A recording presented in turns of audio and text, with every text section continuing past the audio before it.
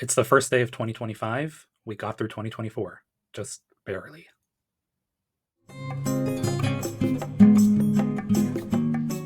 Hey everyone, Professor August here, and I'm going to talk about the one New Year's resolution that I set for myself. I am not a big fan of setting these 20 different things I'm going to do. Now, there's really just one thing that I want to do and focus on, and that is finding fulfillment outside of my job. And it only occurred to me over the holiday break that this is something that I have to do for myself. And it took a really long time to figure this out. So, years and years ago, when I was in college, I decided that I was going to become a college professor, and I spent the entire time that I was in school studying and working and getting certificates and taking part time jobs in order to achieve that goal. And then a couple of things happened in 2020 that I'm only just starting to process right now. And it happened over this holiday break. So, like in the last 2 weeks, I figured it out. In 2020, within the span of 3 months, I finished my PhD. The pandemic happened, and I moved to California. And I left Chicago. I moved to California, to the Bay Area, and I thought everything was going to be great, even though it was the pandemic. I was like, I have a PhD. I'm going to find a job. It's going to be super great. I couldn't find a job. The moment I got to California, everything had already been shut down, but all of the state schools and the types of jobs that I wanted to get, there were hiring freezes and they wouldn't hire anybody. So I was out of work and I didn't have anything to do. So I spent 18 months every day waking up in the morning, sitting at my computer and applying to jobs that I knew I was not going to get, because every time I applied to a job, I get a response. Thank you so much for applying. No, thank you. Thank you for applying to this job. We'll keep you in mind, but not right now. And so I didn't know what to do with my life. I didn't know what to do at that time. And I went into a really deep, dark depression, and I didn't know how I was going to come out of it. And I didn't realize this, but a lot of it was just my identity as a human being was so tied to my job and my career. I had spent 10 years in graduate school getting my PhD, and that was who I was. So when somebody would ask me, what do you do? I'd say I'm a doctoral student. I'm studying history and I'll be teaching history and ethnic studies, and this is what I'm going to be doing in the future. So it's always future oriented. But in that moment, my identity was student. And then I was no longer a student. I didn't know what I was. I wanted to become a professor. I had worked so hard for so many years, and I had been an adjunct professor, so a part time professor for a while.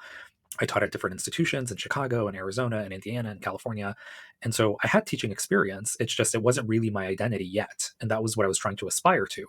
And then in 2020, I lost it. I lost that identity. I lost the identity of being a student, and I lost the potential of becoming a professor because I couldn't get a job. So that deep, dark depression lasted for a really long time. And I think I'm only just starting to come to terms with what that was like. So something happened in the fall of 2021 that kind of started to draw me out of that depression. I finally found part-time work here in California at a community college, and it was the type of institution that I wanted to work at, but I couldn't find a full-time job. So I was patching an income through different part-time gigs that I had. And then lo and behold, a full-time position popped up at my community college that I was already teaching at part-time.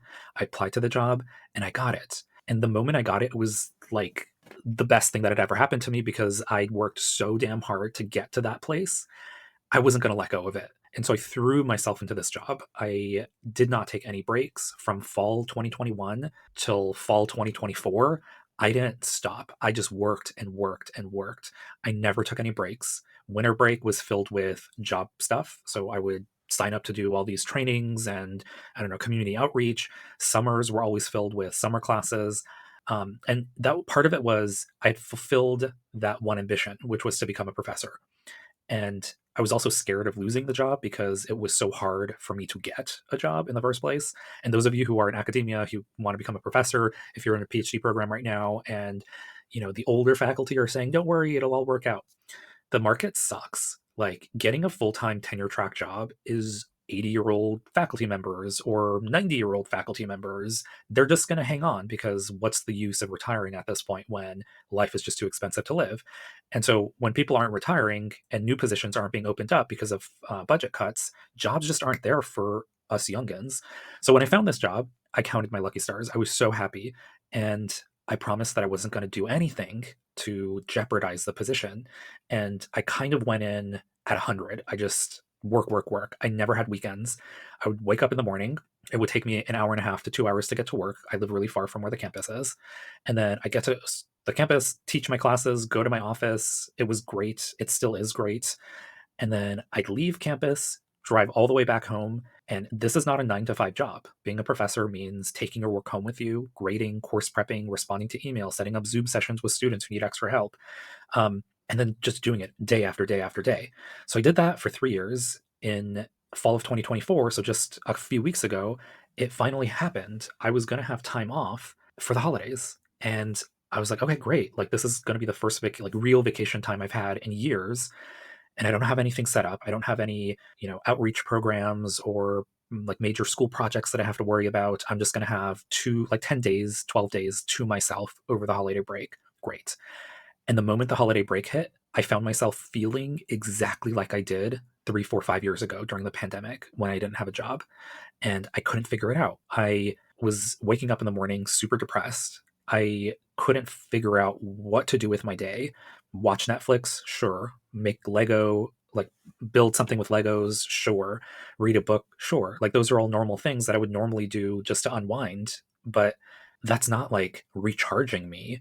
It's not something that's fulfilling me. And so through conversations with some friends and just kind of like sitting with the thought of why, like, what is it? Why am I so depressed right now? Like, everything is kind of okay. I have a job, I have a paycheck, I'm able to afford a roof over my head, my refrigerator is full. Like, things are okay. Why am I so sad? And this has nothing to do with my family life or my career. Like, why personally in my head can't I get this fog to lift? Until finally it started to click. My identity, like who I am as a human being, for so long was student, and then now it's professor. And I spent all of my adult years aspiring to this one identity. And I have put in all of my energy and all of my just waking hours and some of my sleeping hours to this career. Now I don't know what to do because I feel like my job is fulfilling and I'm very happy with the job. But in moments where I can actually sit down and relax, I can't do it because I feel like I'm losing myself. And that was the danger. That's the danger that I felt for the past 2 weeks. And it occurred to me, okay, 2025, I need to fix this. And so this is my one resolution. I have to find fulfillment outside of my job. And the one way that I can do this is to start cultivating the identities that are intersectional with who I am. So I am a friend, I am a planter, I am a Lego creator, I am a reader, I am a writer, I am a faith based person. These are all identities that I hold. And so when people normally have a conversation with me and say, like, oh, what are you into? These are all things that I'm into. They're all parts of me that make up who I am, but they're not identities. The one identity I really, really have and I hold on to on a day to day basis is just my job. And I need to figure out a way to not relinquish it, but to add to it, to cultivate some of these other identities that I have so that when I have moments like this, I can have a community to rely on. I can have places to go and people to talk to outside of just my normal friend group. And so I think that's really what I'm going to be focused on in 2025, cultivating my identities outside of my job so that I can find fulfillment outside of my job. So going forward, I mean, part of making this video was just to relay it so that I'm sure other people are feeling the same way because they're so tied to their jobs and everything we do on a day to day basis is so intimately tied to our jobs. I'm sure other people are feeling the same way, but also part of it is just accountability. I want to make sure that a year from now, I can come back to this and say, I did good. I did okay. I was able to cultivate some new things in my life, some new friends, some new groups, and some new passions so that I never feel like I don't know what to do with myself. I can actually start to unwind and relax a little bit. So, a couple of the things that I have in mind. I've been searching for like reading groups and book groups in the Bay Area, and I found a few of them. And I think I'm going to dip my toes in this year, see how that goes, start building some community around literature.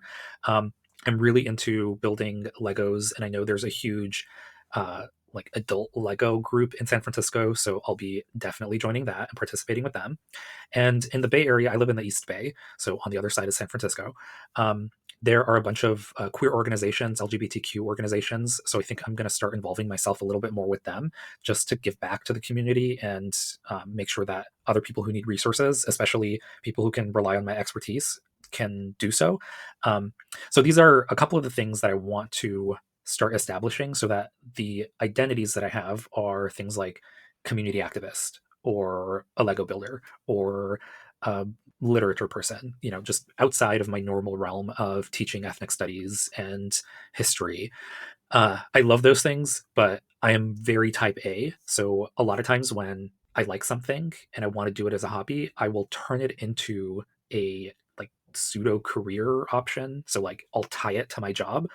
So writing a book, for example, I've started and stopped writing a book 3 times in the last couple of years because every time I started writing a book, it turned into, well, how are my students going to read this? It's like, no, if I'm going to write a book, it has to be for me. It can't be for an audience that might potentially read it. So now I'm trying to figure out a way. Okay, if I'm going to cultivate these identities, they have to be identities that are not type A personality identities that are going to force me to then try to turn them into jobs, because not everything in life needs to be a job. Some things can just be pleasurable and fun, and that's what I need to work on. So I don't know if you're feeling the same way or if you've had this sort of experience. If you have, I'd love to hear from you guys. And I hope everybody has a happy 2025 and a calm 2025 and a quiet 2025. Good Lord, 2024, it's over. Goodbye, girl. I don't want to deal with that anymore. Fresh year, fresh start. Hope everybody has a pleasant year. All right, catch you guys soon. Bye. All right, guys, thanks so much for watching. Don't forget to like and subscribe below. Catch you in the next video.